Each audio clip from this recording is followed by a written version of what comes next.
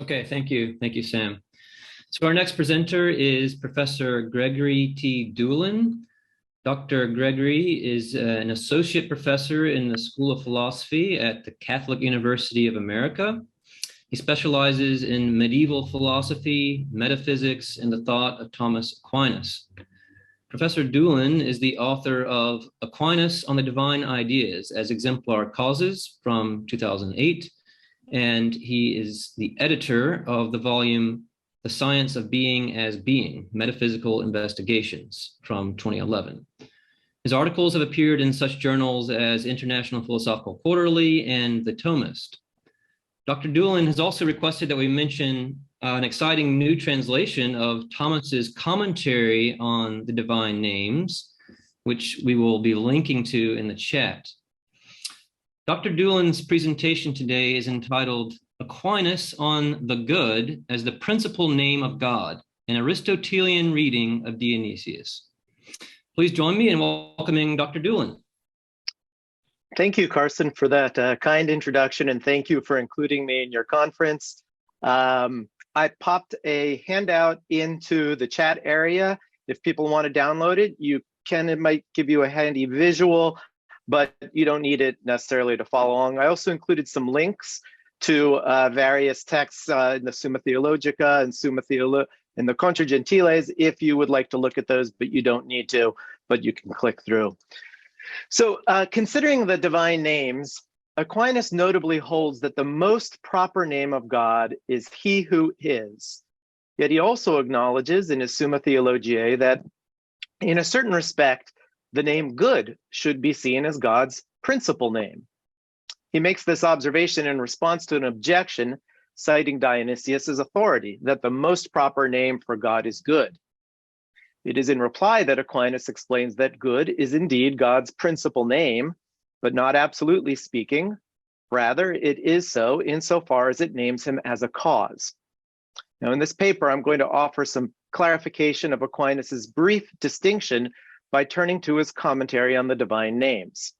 As I'll show, his reading of Dionysius on the divine name of good is informed both by Aquinas' Terminus theory of semantics, as well as an Aristotelian analysis of Dionysius regarding God's causality as the good. So to this end, my paper will have 4 parts. You can see them outlined on the handout if you take a look at that. In the first, I'm going to outline some of the major elements of Aquinas' Terminus semantics. In the second, I'm going to illustrate how that semantic theory factors into his use of the triplex via that he finds in Dionysius for naming God. And that consideration will reveal how Aquinas thinks we can predicate absolute affirmative names of God's very substance, even though we do not know his essence, including the names of being and good. Then in the third part of my talk, I'll show why Aquinas considers the name he who is to be the most proper name of God, while still acknowledging Dionysius's views of the name good as the principal divine causal name. And then finally, in the fourth part, I'll address Aquinas' justification for this view of good as the principal causal name by looking at his Aristotelian inspired interpretation of God as the cause of the goodness of things. And clarifying that point will help to reveal why, for Aquinas, from the perspective of God's causality, the divine name of good is prior even to that of he who is. So to the first part, if we want to begin to see how Aquinas thinks the names good and being can be predicated of God, we first need to consider his semantics of naming in general, which is informed both by Aristotle as well as the terminist logic of his day. Like other terminists, Aquinas adopts Aristotle's semantic triangle, which holds that our spoken words signify conceptions of the intellect, which in turn are the likenesses of things. You can see that in figure 1 on the handout. In a mediated way, then, our words signify things. So our language connects both speaker and listener to reality through its psychologico-causal role.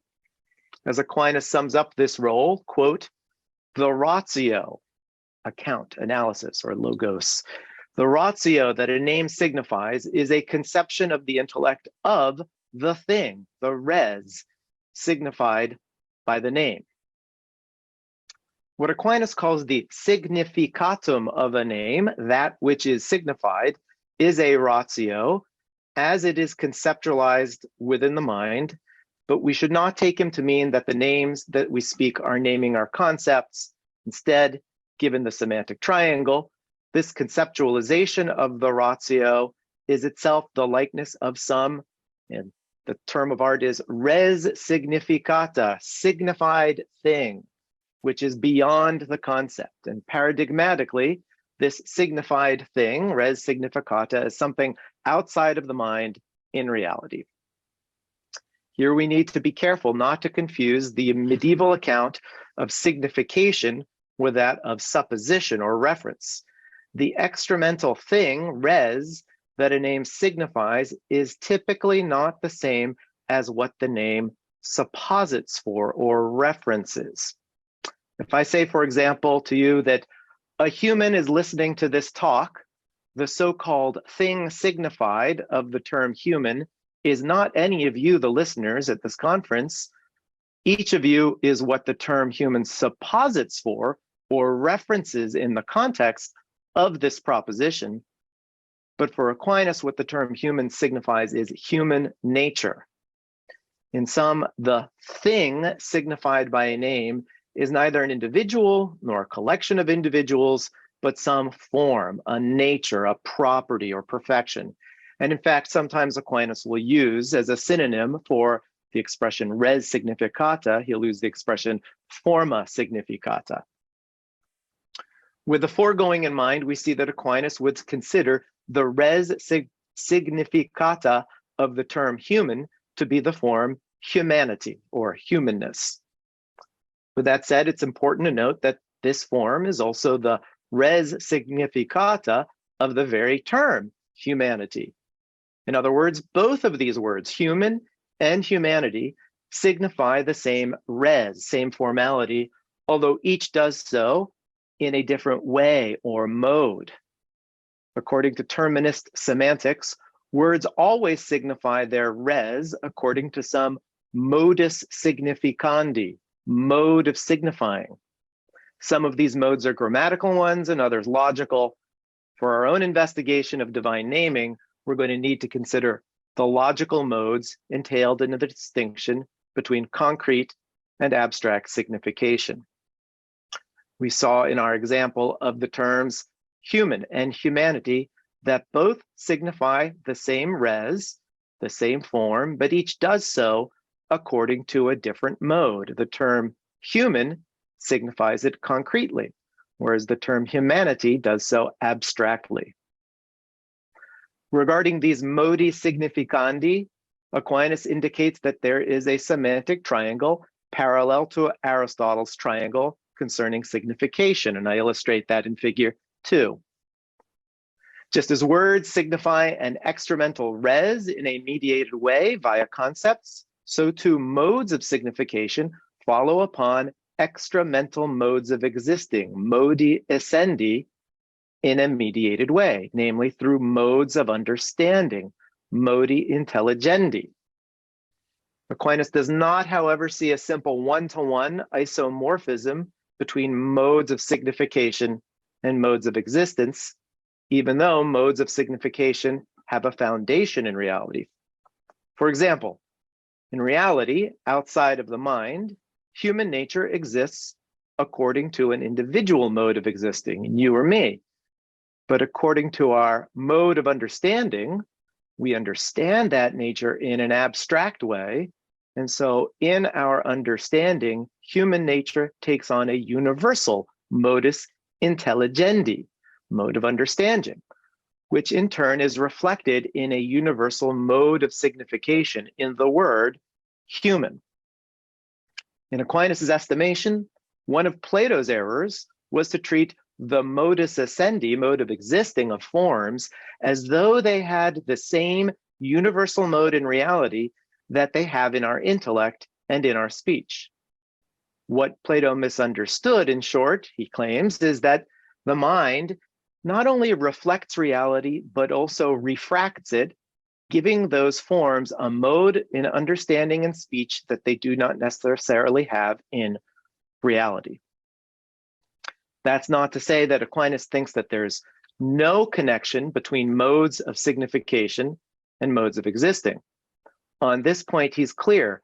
Words that signify their res or formality according to a concrete modus significandi do so because of some extra mental composition. We find this exemplified in the term human. Although this term signifies the form humanity, it does so according to a concrete mode of signification. And you can see these examples in figure 3. So the complete significatum of the term human is a haver of humanity, habens humanitatem. Similarly, the concrete term white, album, signifies a haver of whiteness, habens albedinum. You can imagine little dashes between each of these words because it's one unit there. In each case, the formality that is signified, humanity or whiteness, is signified as in a haver, which is to say that following from its mode of signification, the concrete term signifies a composition. To be more precise, Aquinas indicates that composition is not said to be signified by such terms, but to be consignified. In Terminus semantics, consignification is a secondary or additional signification that is, as it were, an accidental property of the term that follows, in Latin, ex consequenti, as a necessary consequent from the term's mode of signification. Aquinas commonly speaks of consignification when discussing the nature of verbs. A verb principally signifies an action or passion, but by means of its tense, it also consignifies time, past, present, future.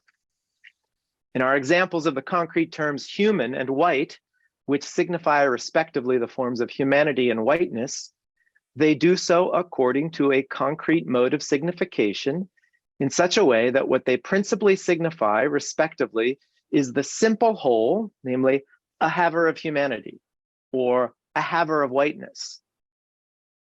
So although these terms don't principally signify composition, given their concrete mode of signification as a necessary consequence, they consignify a composition between haver and had, between subject and form. So with the foregoing distinctions in mind concerning the notions of res significata, thing signified, modus significandi, the mode of signification, and consignification, we're now in a position to begin to see how Aquinas synthesizes aspects of Terminus semantics with Dionysian principles of divine naming. And so I turn to the second part of my talk on the signification in the Triplex via. In the Summa Theologiae, Aquinas considers the topic of the divine names in question 13 of the Prima Pars. To be clear, the names with which he is primarily concerned there are affirmative ones that are absolute rather than relative, which is to say that his focus there is not primarily on what he describes as God's causal names. In a way, those sorts of names are treated in question 2 of the Prima Pars, when Aquinas considers whether God exists and concludes at the end of each of his 5 ways that there must be some being who is a first cause and hence can be named as such with names such as prime mover or first efficient cause. Immediately following this article, he proceeds in question 3 to show all of the ways in which such a being must be uncomposed or simple, providing the basis for negative names such as immaterial, immutable, eternal, and one that he addresses in the ensuing questions and articles. In question 6, he considers the affirmative name of good as said of God, presenting that not as a causal name, but as an attribute of God's very essence. So we're told that goodness is, quote, in him in the most excellent way, and that he is compared to all other goods, quote, by excess. In the presentation of the first several questions of the Prima Pars of the Summa, then, we see Aquinas implicitly following the Triplex via for knowing and naming God which consists of the ways of causality, negation, and eminence. From the times of his earliest writings, Aquinas attributes this threefold way to Dionysius.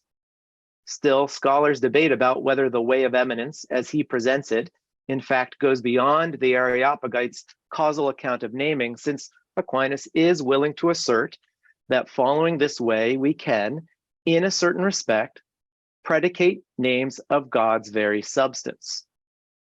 The question arises is, how is this possible? And this is what he begins to address at the outset of question 13. In Article 1 there, Aquinas considers how God is nameable by us at all. To frame the problem, he reminds us of Aristotle's semantic triangle. Our words are signs of our concepts, which in turn are the likenesses of things. So our words signify through the mediation of our concepts. For example, he explains we can know the nature or essence of a human, and the name human by its signification expresses that essence. And the reason it can do so, he tells us, is that the name human signifies its definition and thus makes known to the listener the essence that it signifies. In support of this semantic point, he cites the Aristotelian position that the ratio that a name signifies is the definition. But as Aquinas reminds us, he's just shown in the prior quaestio that we can't know God's essence in this lifetime. So does that mean that we can't speak of him at all? To the contrary, even though naming presupposes and is mediated by knowledge, naming, he tells us, doesn't require knowledge of a thing's very essence. Rather, something can also be named by us to the degree that it is known by us. Aquinas notes that even though we can't know God as he is in himself, we nevertheless can know him from creatures, namely by knowing their relation to him as their causal source, and also by way of acknowledging the excellence of that source, as well as how it is not like these effects. In other words, by means of the triplex via. In this way, Aquinas concludes that we can name God from our knowledge of his creatures, although not such that these names, in signifying him, express God's essence as it is in itself. This fact is brought out in Aquinas' reply to the next objection, in which he reaffirms that we can, to a degree, know and name God, namely from our knowledge of and language about material creatures. These sorts of beings, however, are perfect and subsistent as composite beings rather than as subsistent forms. So in them, form is not what exists, but rather it is that by which something exists. And Aquinas indicates that this metaphysical characteristic of the forms of composite beings is reflected in our very language. Whenever we use a word to signify something complete and subsisting, we use a concrete name that pertains to the composite. Think of our earlier example of white as pertaining to a haver of whiteness. By contrast, when we employ a name to signify a simple form, it does not signify that form as subsisting, but as that by which something is. And as an example, he gives the name whiteness, which indeed signifies a form, but to be precise, signifies it as that by which something is white. And herein lies the semantic problem for us in naming God, he says. Like the created composite beings that we know and name, God does subsist, but unlike them, he is a simple form. To express this simplicity, we need to use abstract names. Still, unlike the simple forms that we customarily name, which are not subsistent, such as whiteness, God is subsistent. So to express this subsistence and perfection, we need to use concrete names. Aquinas clearly thinks both sorts of names signify something about God, but he also makes clear that, quote, both sorts of names fall short of his mode of existing, just as in this life our intellect does not know him, end quote. Here we return to the terminus semantics implicitly employed by Aquinas, namely with the distinction between concrete and abstract naming. It is a distinction that he brings out more explicitly in the earlier Summa contra gentiles, You can find the link in the chat area there. In Book 1, Chapter 30, we again find him considering the topic of divine naming. He begins by reminding us that every perfection found in creatures is found in God, albeit in a more eminent way. So the names that designate those perfections can be predicated of God. Now, some of these names, he explains, designate a perfection without a defect and can be said of God non-metaphorically or literally. These are said of him supereminently in such a way that they are said of God alone. For example, highest good, first being, and so forth. But we might ask again, how can these names signify a perfection without indicating defect? Aquinas tells us, as regards what the name is used to signify. In other words, as regards the res significata. Nevertheless, even names said supereminently of God fall short of fully expressing him because of their mode of signification. We're reminded that the mode by which a name expresses its res follows the mode according to which the form is conceived by the intellect, the modus intelligendi. And Aquinas clarifies that the starting point of human knowledge is the senses, so for that reason, our intellect never transcends the mode of existing found in sensible things. Quote, in them, there is a distinction between form and the haver of the form, end quote. Their form is indeed simple, but it is imperfect because it is not subsisting. Instead, it has what Aquinas terms concretion. And for that reason, as we saw him explain in the Summa theologiae, whatever our intellect signifies as subsisting, it does so according to a concrete mode of signification, which is to say, as composed. By contrast, what it signifies as simple, it does as that by which something is, rather than as that which is. So in sum, the mode of signification of our words necessarily follows our mode of understanding. As a result, there is imperfection found in every supereminent name said of God because of the modus significandi of the name that we use. But Aquinas is clear, there is no imperfection found in its res significata because that belongs to God in an eminent way. By way of example, he gives the names of good and goodness. Both signify the res significata of the formality that is goodness. Granting that the name goodness signifies its res as a simple form, Aquinas makes clear that it nevertheless necessarily does so following our mode of understanding, which is to say that the abstract mode of the signification of this name does not signify goodness as something that subsists. By contrast, the concrete name good does signify God's goodness as subsistent, but it does so, he says, by concretion as signifying composition rather than simplicity. Having presented the foregoing semantic analysis, Aquinas concludes as follows, quote, in this respect, no name is fittingly applied to God except with respect to that to which the name was applied to signify.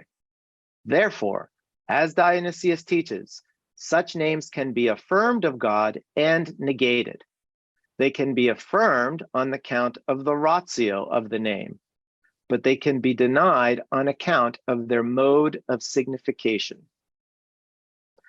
Aquinas ends this chapter of the Contra Gentiles by noting that the only way we can apply names to signify the mode of supereminence of the perfection of God, perfection as found in God, is by negation or by causal relation.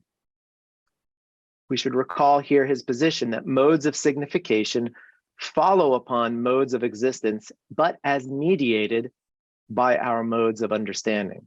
So it's because we can't know God's supereminent mode of existing that our words have no mode of signification that correspond to that divine mode of existence. Or as Aquinas puts it here, quote, for we cannot grasp what God is, but only what he is not and how other things are related to him, end quote. On the face of it, this final statement would seem to be an endorsement of a thoroughgoing apophatic theology on Aquinas's part. This reading might seem to be confirmed in the prima pars of the Summa. If we recall Article 1 of question 13, Aquinas had said there that no name that we give to God can express the divine essence as it is in itself. Now, with that in mind, we might then be surprised to find him telling us in Article 2 that absolute affirmative names for God, such as good and wise, signify the divine substance and are predicated of God substantially, even though they fall short of fully representing him. And there he critiques the view of Moses Maimonides and of others who hold that such names are merely disguised negative or causal names.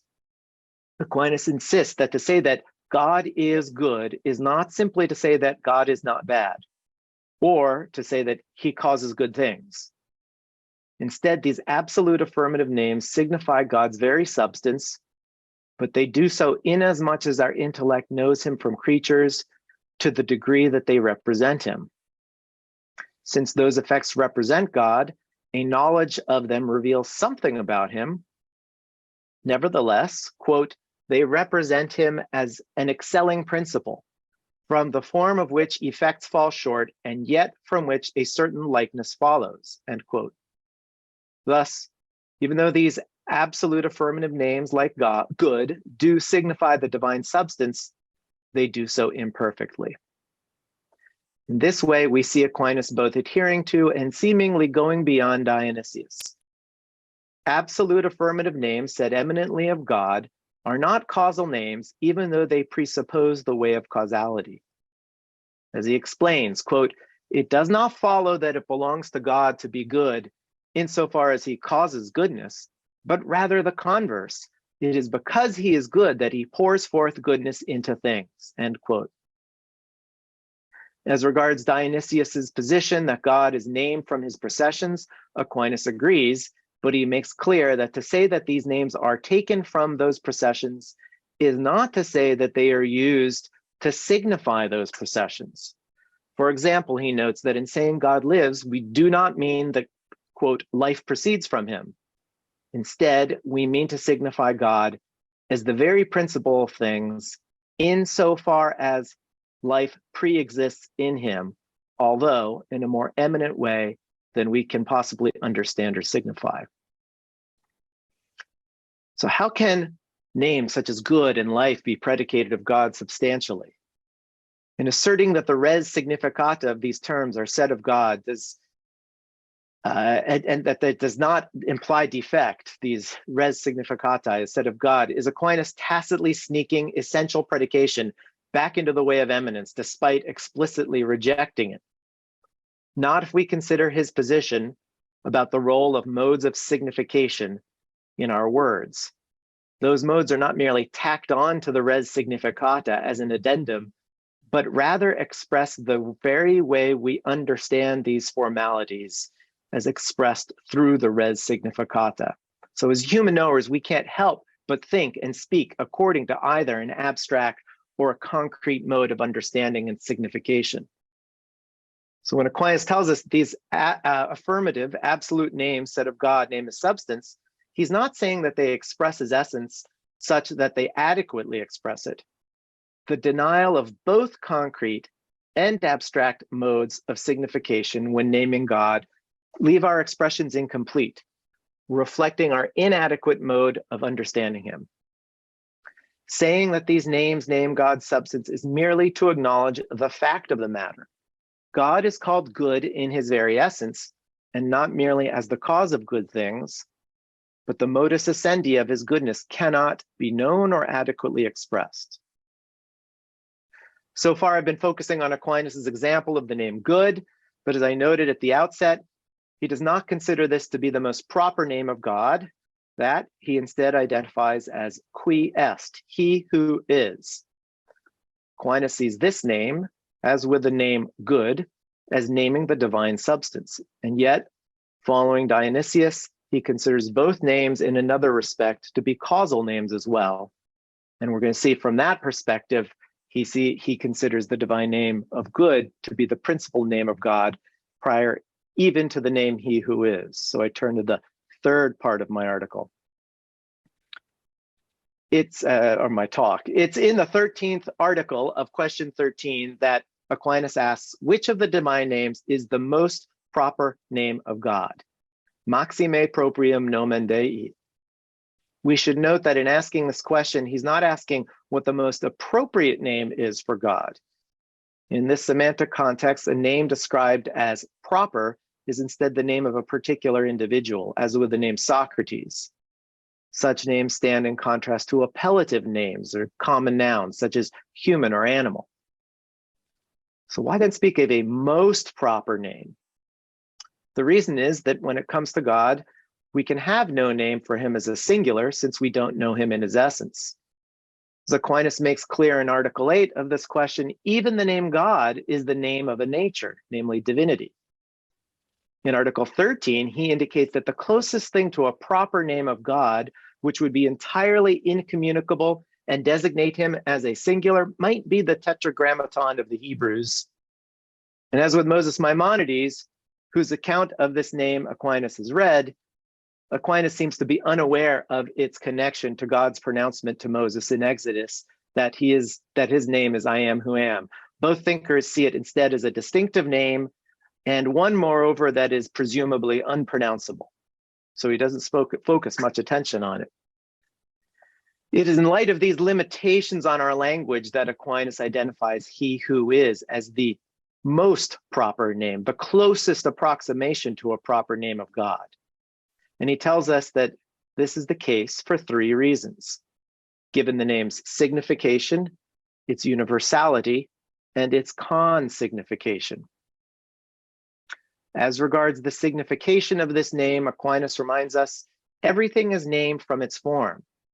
But this name, he who is, does not signify any form at all, but instead signifies existence, esse itself. In God, his esse is his very essence. And Aquinas says this is unique to God. So among all other names, this one most properly names God. The second reason he gives is the universality of this name. All other names are either less universal or else they add another notion, ratio, to that of being. Since any determinate mode, according to which we understand God, falls short of him, Aquinas says the less determinate a name is, the more universal and absolute it is, and the more it is properly said of God. The name he who is, however, doesn't name any determinate mode of existing, but is related to all of them. So from this perspective, it is again recognized as the most proper name for God. And finally, the third reason he gives follows from the consignification of this name. As he explains, he who is not only signifies existence, but it does so using a verb in the present tense, thereby consignifying according to the mode of present existence, which again is most properly said of God because his existence knows no past or future. Now, it's in response to this argument that we find Dionysius's authority explicitly cited in the second objection of this article. And there we're reminded of Dionysius's words from Book 3 of the Divine Names. Quote, "The name of good is manifestive of all of God's processions," end quote. And so it's argued the most proper name of God should in fact be the name good. And it's in response to this objection that we find Aquinas telling us that the name, quote, "the name good is the principal name of God, but inasmuch as he is a cause. Nevertheless, not absolutely, since existence is understood prior to the understanding of the notion of cause," end quote. As is often the case in the Summa Theologiae, his response is brief. As such, it raises a number of questions. Why is it that good is the principal name of God causally considered?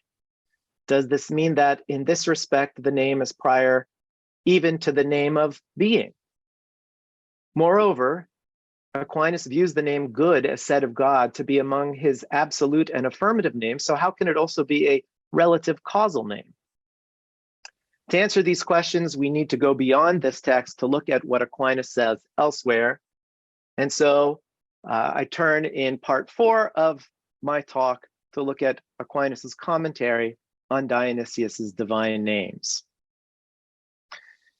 In his preface to this commentary, Aquinas observes that the reader encounters certain difficulties in reading this work, among which is the fact that Dionysius, quote, frequently employs the style and manner of speaking used by the Platonists, to which moderns are unaccustomed, end quote. In saying this, Aquinas is by no means indicating that he himself considers Dionysius to be a Platonist. Rather, as he tells us later in the commentary, in a way, Dionysius agrees with the Platonists, and in another significant way, disagrees with them. He agrees with them, for example, in positing separately existing perfections, such as life itself, wisdom, esse, and so forth. But we're told he disagrees with the Platonists that these separate principles are distinct from each other. Instead, Dionysius holds that they are all in reality one principle, which is God.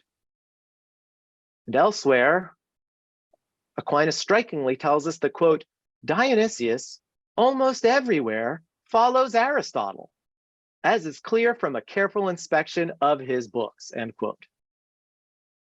Suffice it to say that Aquinas attributes to Dionysius certain Aristotelian viewpoints, as he does on the topic of the causality of God as the good.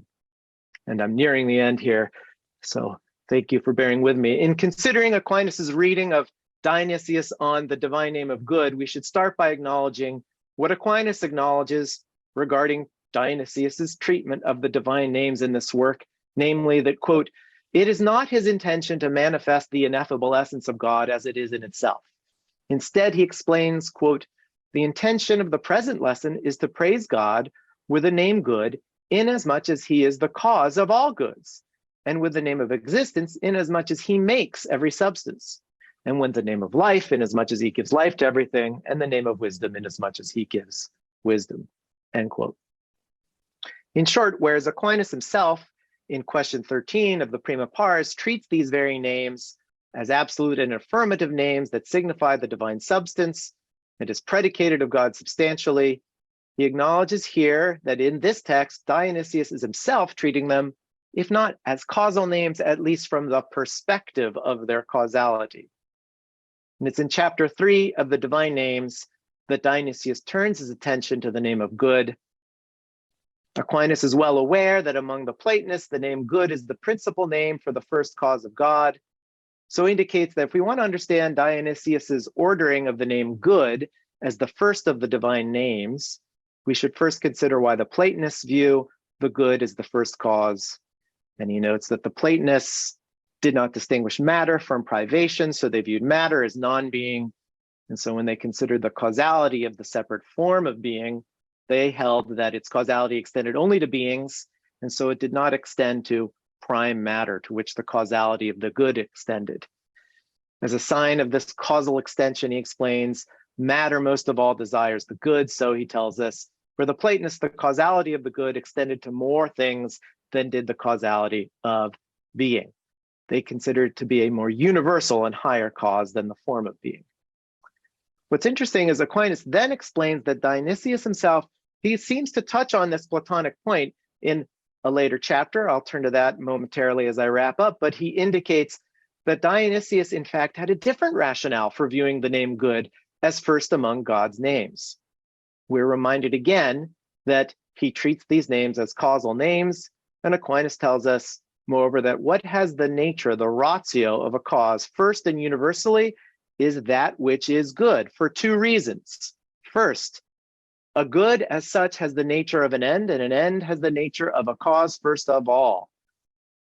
Explaining this in more detail, he notes that form is a cause insofar as it makes matter to be an act, and matter is made to be an act first when by some agent it begins to be, and the agent acts for an end.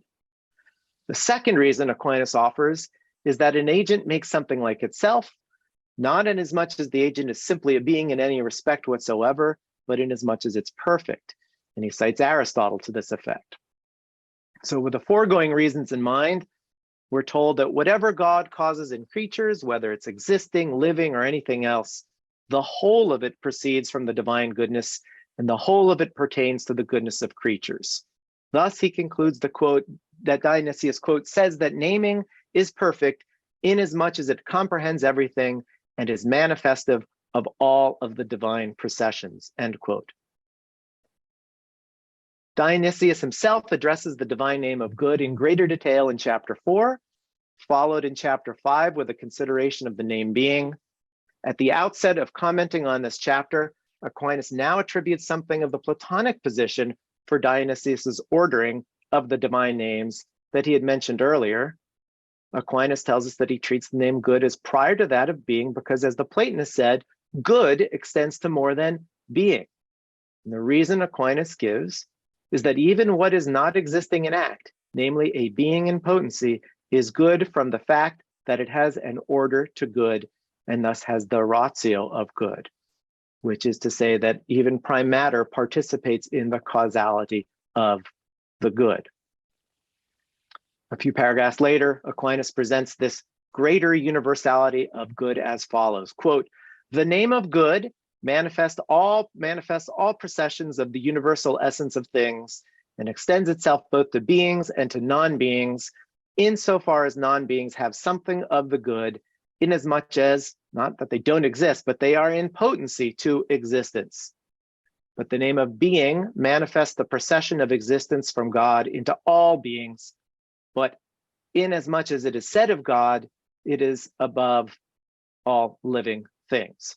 So I'm not going to read this part of my presentation, but basically there's confirmation of this reading in the Summa as well. He gives the same kind of causal account of the goodness. He reads Dionysius saying the goodness of God extends to being and non-being. And here we should read non-being as the potency of prime matter. That's what Dionysius means. He doesn't mean that non-being is privation as the Platonists mean.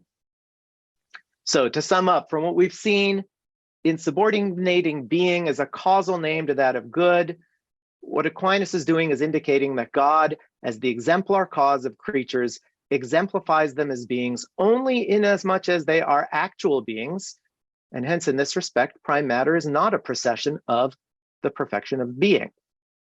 By contrast, since prime matter is ordered to the good, Aquinas agrees with Dionysius that the name of good, as said of God, not absolutely, but causally, names his causality insofar as it extends to the procession both of actual being and of the sort of non-being that is being in potency. And it is from this perspective that Aquinas considers the divine name of good to be God's principal name, yet without contradicting his view that absolutely considered, the most proper name for God is still, in fact, he who is.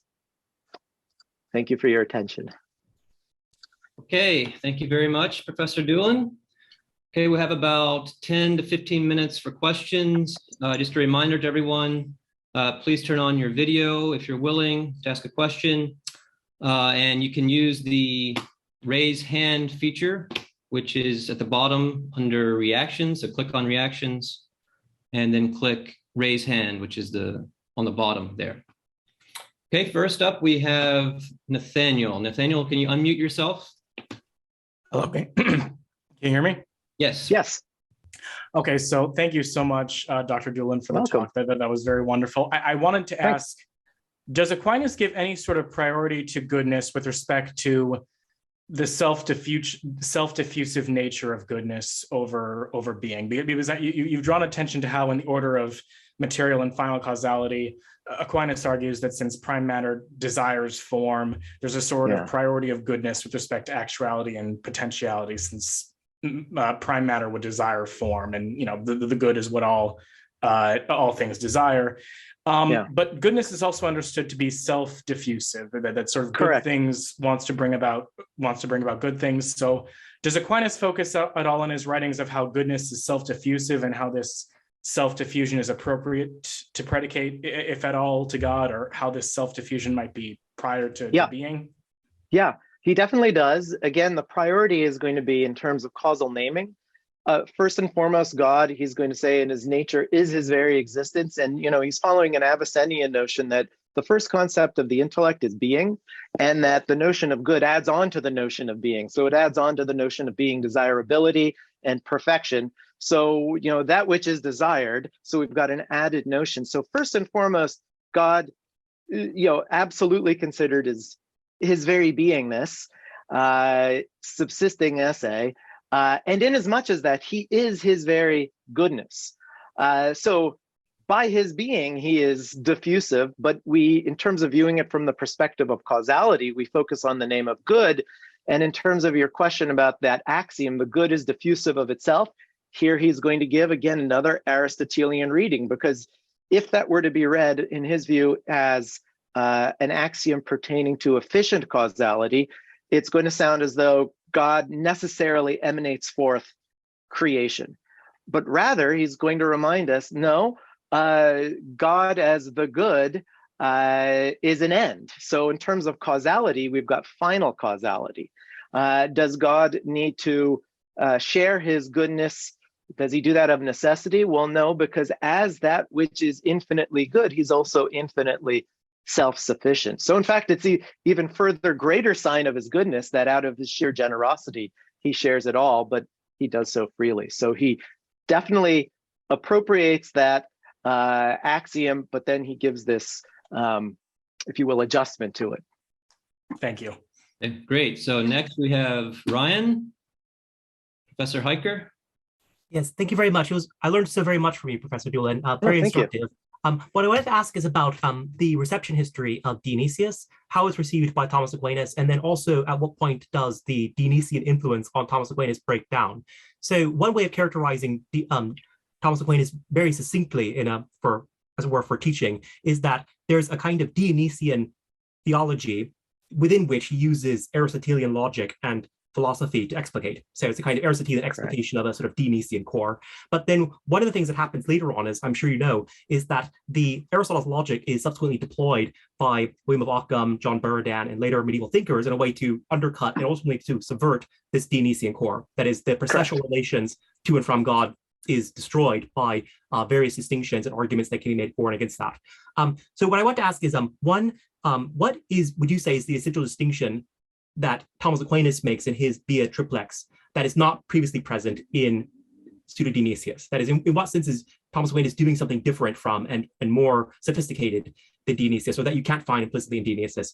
And the way that I understood it was partly in response to Maimonides, and partly as a way of speaking about the res significandi of God's goodness and the exemplifying properties, in a way that is not simply, as it were, a kind of dialectical negation of the modus significandi or the mode of signification.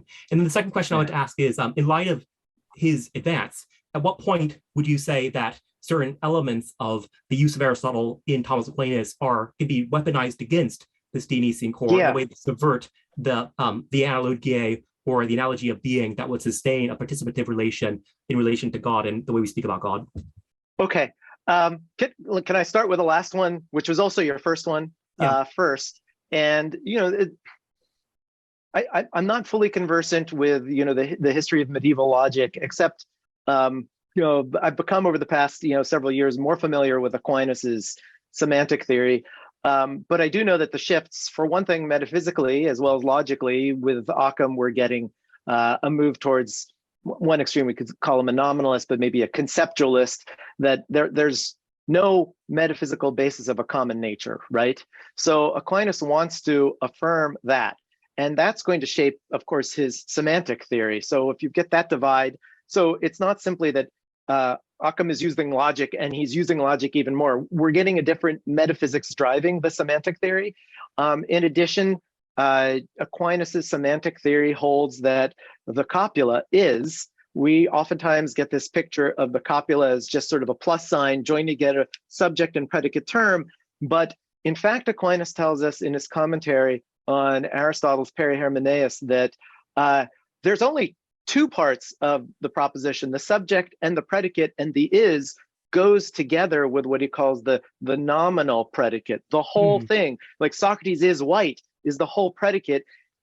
Looking back, the is doing a joining copulative role with the subject term. Looking forward to the predicate, the nominal predicate term, it's signifying actuality, the actuality of whiteness, and that inheres in Socrates.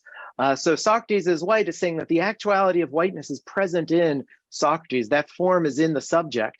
And I'm bringing that up because my understanding of, certainly starting with Scotus at least, and then continuing on with Occam, we have this view that is as a copula is a syncategorical term, just like a plus sign, just joining the two together. So notice Aquinas's inherence theory of predication has a metaphysical underpinning already, and that's being jettisoned out. So that's going to affect this whole process of naming. Now, your other question was, what's he bringing to the table that's new and different from Dionysius? And yeah, I have to say, one of the things I really appreciated having the opportunity to work on this paper is I got a new appreciation of Dionysius, both reading him and reading him through Aquinas, because before my simple dime store explanation was, okay, we've got that triplex via, and the way of eminence is naming these absolute perfections of God's nature, even though we don't know God's nature, and that what Aquinas is describing in question 13, article 2, is roughly Dionysius, and maybe there's debates about that. What was intriguing to me is seeing Dionysius explicitly saying these are causal names, and Aquinas explicitly acknowledging that he's saying that. So I do think, now with that said, Aquinas also, I think he's not trying to finesse Dionysius, because Dionysius says, I think it's at the beginning of chapter 3, or I can't remember where, but he talks about God's essence is his goodness.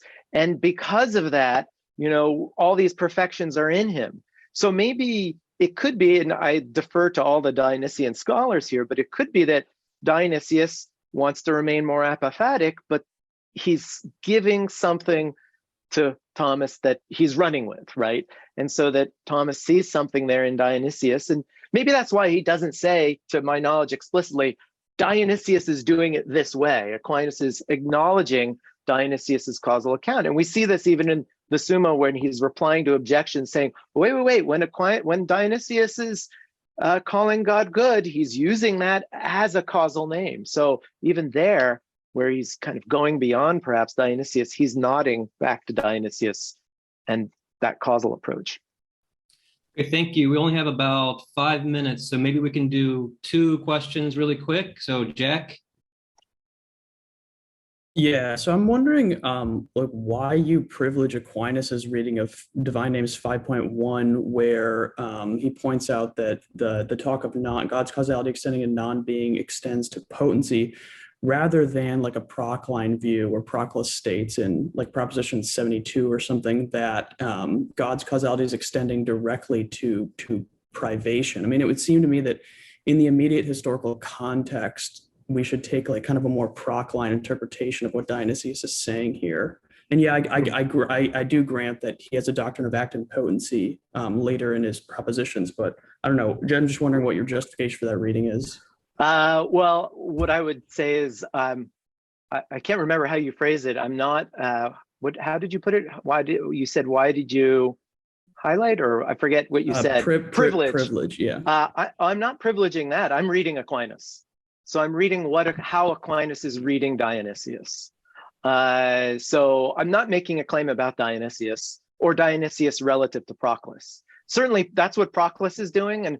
And it could very well be that, and I think Eric Pearl argues as well, that the extension to non-being is the extension of good's influence to privation. And that might very well be for the historical Dionysius. But for Aquinas, remember I started out by saying I'm going to give or explain his Aristotelian causal reading of Dionysius. And for him, that's unintelligible. And to the degree that privation is involved, it's just that privation is coincidental with prime matter in the sense that it's lacking form. So that's how Aquinas is reading it. What I found intriguing is that there was that one account that I started out with where Aquinas says, well, this is what the Platonists hold. Dionysius is going to do something different, even though he seems to do something like them. And then when you get to that chapter, Aquinas presents him as doing something like them, at least in terms of potency rather than privation.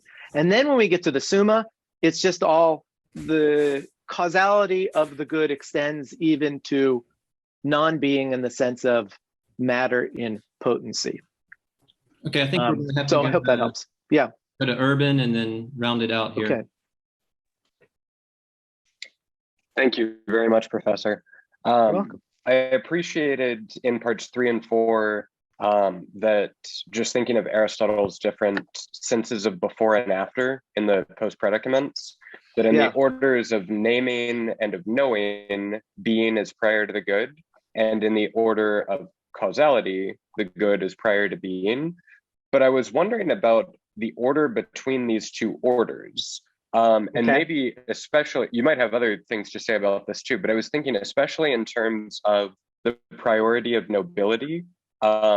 Basically, is the name of being, which is first in our knowledge and thus in our naming, better than the name good, which is first in giving the ratio of God as cause? Or is the name good better, more noble in some way than the name being? So just how to relate these two inverse relations. Good. Thank you.